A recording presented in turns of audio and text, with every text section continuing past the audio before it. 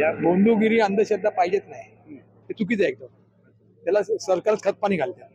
मला समजत नाही, राजकारणी लोक आपले देव आहेत, 33 कोटी देव आहेत.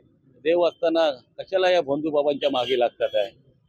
आणि त्यातल्या रुपाली चाकणकर, ही चाकणकर बाई महिला राज्य आयोगाची ती हे आहे, अध्यक्ष आहे. तिला हे कशाला धंदे करायला पाहिजे.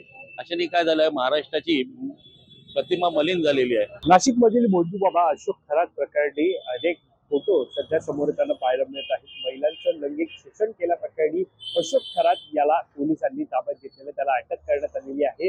त्याला अटकेनंतर SITच्या माध्यमातून अशोक खरात याची तपास चौकशी असेल ती सुद्धा सुरू आहे. दरम्यान या प्रकरणी अनेक गुन्हे सुद्धा आता खरात वरती दाखल होताना पाहायला मिळत आहे. महिलांचं साधारणतः पाहायला गेलं तर ज्योतिष आणि एकंदरीत अंकशास्त्राच्या माध्यमातून भविष्य सांगण्याच्या बहाण्याने, ज्योतिष सांगण्याच्या बहाण्याने त्यांचं लैंगिक शोषण जे ते केल्याचा व्हिडिओ जे ते सध्या मोठ्या प्रमाणात व्हायरल होताना पाहायला मिळतो. आणि त्याच पार्श्वभूमीवरती अशोक खरात याला जे ती पोलिसांकडून अटक करण्यात आलेली आहे. मात्र एकीकडे अशोक खरात याला जरी अटक केली असली तरी त्याच्या संपर्कामध्ये असलेल्या किंवा त्याच्या सोबत असलेले अनेक फोटो सध्या पाहायला मिळत आहेत, ज्याच्यामध्ये अनेक राजकारणी सुद्धा असल्याचं पाहायला मिळत आहे. यामध्ये जर पाहायला गेलं तर अनेक राजकारण्यांचे फोटो येतात. त्यामुळे आता ते राजकारणी आहेत किंवा इतर जण जे अशोक खरात प्रकरणी जे आहेत त्या सगळ्यांना या प्रकरणामध्ये आरोपी करावं का, असा प्रश्न सध्या निर्माण झालेला. आणि याच बाबत सर्वसामान्यांमध्ये नेमकी काय मत आहेत अशोक खरात प्रकरणाबाबत, भोंदूगिरीबाबत, आणि जे राजकारणी त्यांना आरोपी करावं का याबाबत जनतेचं मत काय हे आपण या व्हिडिओच्या माध्यमातून जाणून घेऊयात. नमस्कार, मी वैभव पाटील, तुम्ही पाहतात माय महानगर. हे बघा, भोंदूगिरी कुठेच असता कामा नये. ती महाराष्ट्रात असो की जगाच्या पाठीवर कुठे पण असू दे, लोकांच्या श्रद्धेचा फायदा चुकीचा घेणं हे चुकीचंच आहे. त्यामुळे म्हणजे नुसतंच खराब नाही, कुणीच या बाबतीत त्या ठिकाणी म्हणजे असं असता कामा नये. आणि जर कोणी असेल तर त्याला ती कायद्यानुसार शिक्षा झालीच पाहिजे. ते माझं नाही, सगळ्यांचंच मत असलं पाहिजे बेसिकली. प्रत्येक नाही, या बाबतीत मला नाही सांगता येणार, बेसिकली नाही सांगता येणार. राजकारण आमचं तो पिंड नाहीये दोघांचं. नाही, भोंदूगिरी तर होऊच नाही. आणि श्रद्धा ही वैयक्तिक आहे तुमची. तुम्ही कोणी साईबाबांना मानताय, कोण कोणाला मानताय, ते तुमचं वैयक्तिक ठेवावं. तुम्ही काय ती पण ह्या भानगडीत पडू नये आणि त्यांचा फायदा तर नक्कीच घेऊ नये असं मला वाटतं. ज्याला लाईनीत उभं राहून दर्शन घ्यायचं असेल ते घेऊ शकतात, ज्यांना नुसतं कळसाचं घ्यायचं ते घेऊ शकतात. तो वैयक्तिक ठेवायला पाहिजे श्रद्धा, आणि त्याचा फायदा तर निश्चित घेतो बाबा नाही. बाकी राजकारण्यांनी काय करावं वगैरे आम्ही काही सांगू शकत नाही. आम्ही राजकारण हा विषयच बोलत नाही कुठल्याच भावात. मला राजकारणाशी संपर्क नाही. विषय त्यामुळे आपण असं नाही सांगू शकणार काय. 100% करायला या गोंधळगिरी अंधश्रद्धा पाहिजेच नाही, ते चुकीचं आहे एकदम. त्याला सरकार खतपाणी घालते. खरात प्रकरण हे आपल्या खरं म्हणजे आता आपल्या समाजात कॉमन हे आहे.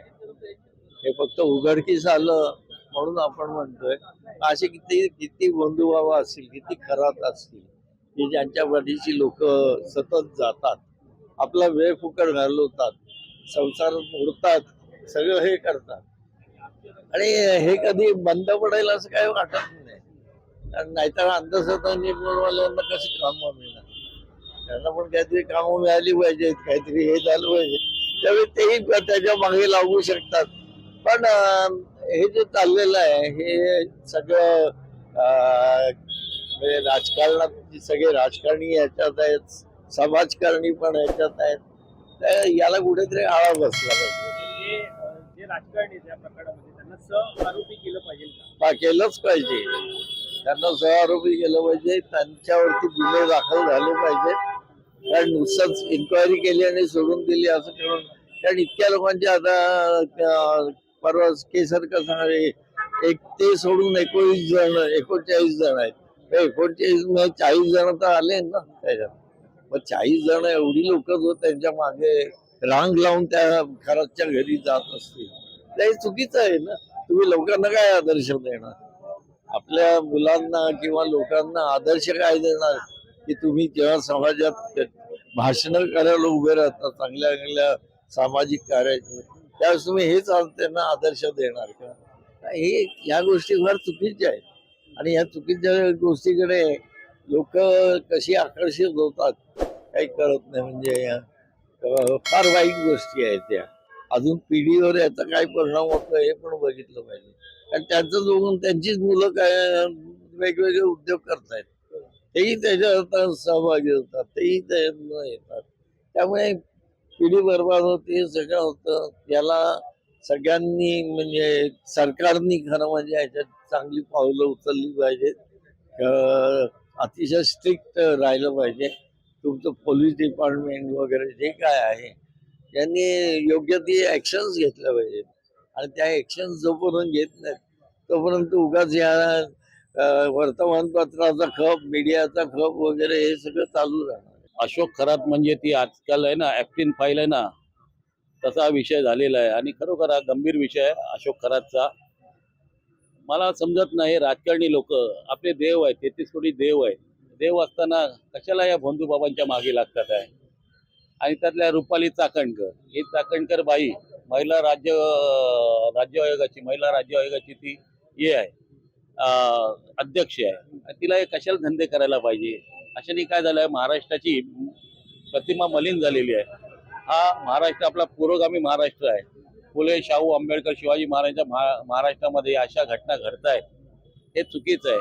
त्यामुळे हे घडत असताना माझ्या मते दीपक केसरकर अनेक वेळा त्याच्या व्हिडिओमध्ये दिसतात आहेत, एकनाथ शिंदे दिसतात आहेत, हे असे जे राजकारणी दिसतात आहे, तो सुनील तटकरे आहेत, परत असे अनेक राजकारणी दिसत आहे.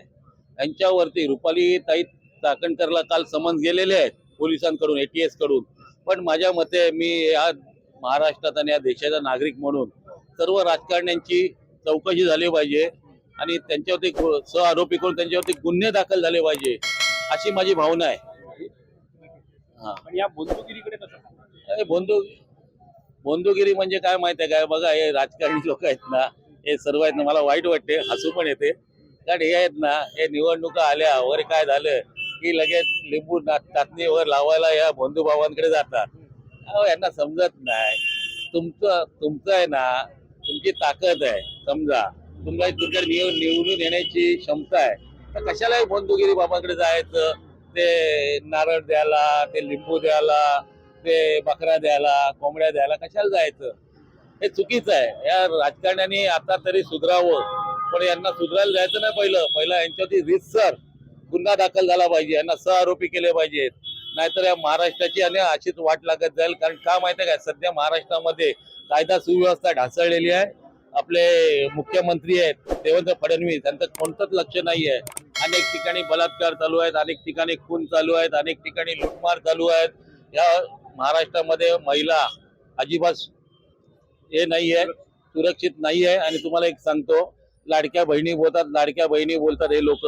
आता लाडक्या बहिणींवरतीच अत्याचार झालेले आहेत, त्यांना न्याय कोण देणार, हे फडणवीस देतील का नाही, ही पण आमच्या समोर शंका उत्पन्न झालेली आहे. माझं असं म्हणणं आहे, ATSनी निपक्षपणे किंवा एखाद्या जज मार्फत एक समिती नेमून त्यामार्फत त्यांना निपक्ष चौकशी झाली पाहिजे, तरच याचा निकाल लागेल. ATS काय, ATS हे मुख्यमंत्र्याचं बाहुलं आहे, मुख्यमंत्री सांगणार तसे ते काम करणार. तर माझ्या मते अशाने न्याय मिळणार नाही.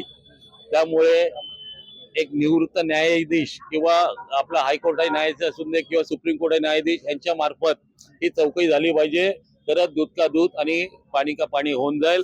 आणि ज्या काही शोषित महिला आहे त्यांना न्याय मिळेल, या अनुषंगाने ही अशी मी आशा व्यक्त करतो. होईल की नाही शंका आहे, पण आशा व्यक्त करतो. सर, कॅप्टन अशोक खरात प्रकरण तुम्हाला माहिती आहे, सध्या त्याला अटक झाली, मात्र त्याच्यासोबत जे इतर राजकारणी आहेत त्यांना सुद्धा या प्रकरणामध्ये सहआरोपी केलं पाहिजे. हो, झालं पाहिजे. त्यांना अटॅक तर जरूर झाला पाहिजे. ज्यांनी चुकी करतात त्यांना ते अटॅक करायचंच असतं, त्याबद्दल कोणाचा प्रश्नच नाही आहे. पण ते कसं व्हायचं ते त्यांच्यावर डिपेंड आहे.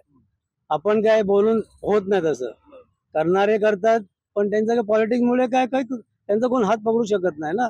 तर अशोक खरात प्रकरणी जे इतर राजकारणी आहेत ज्यांचे फोटो सध्या समोर येत आहेत आणि त्या पार्श्वभूमीवरती जनसामान्यामध्ये पाहायला गेलं तर एकंदरीत तीव्र नाराजी आणि संतापाची लाट ही पाहायला मिळत आहे. या पार्श्वभूमीवरती पाहायला गेलं तर जे इतर राजकारणी आहेत त्यांना या प्रकरणामध्ये सहआरोपी करावं का, या प्रश्नावरती सर्वसामान्य जनतेची मतं पाहिली तर निश्चित त्यांना सुद्धा आरोपी केलं पाहिजे आणि मुळामध्ये त्यांच्यावरती गुन्हा हा दाखल केला पाहिजे. कारण अशामुळे कुठेतरी महाराष्ट्र असेल किंवा एकंदरीत राज्य असेल आणि जे नागरिक असतील, लहान मुलं असतील, यांच्यावरती परिणाम होता, राज्याचं नाव खराब होतं आणि त्यामुळं जे इतर राजकारणी आहेत त्यांच्यावरती सुद्धा सह आरोपी म्हणून त्यांच्यावरती गुन्हा जो आहे तो दाखल करावा आणि साधारणतः त्यांना सुद्धा आरोपी करणं गरजेचं आहे असं मत जे ते सर्वसामान्यांनी आपल्याशी भाषी करताना व्यक्त केलं. दरम्यान तुम्हाला या प्रकरणाबाबत काय वाटतं हे आम्हाला कमेंट करून नक्की कळवा आणि या संदर्भातली अधिकची माहिती जाणून घेण्यासाठी तुम्ही माय महानगर लाईव्हला सबस्क्राईब करायला विसरू नका. कॅमेरा पर्सन अवधेश कोरी, वैभव पाटील, मुंबई.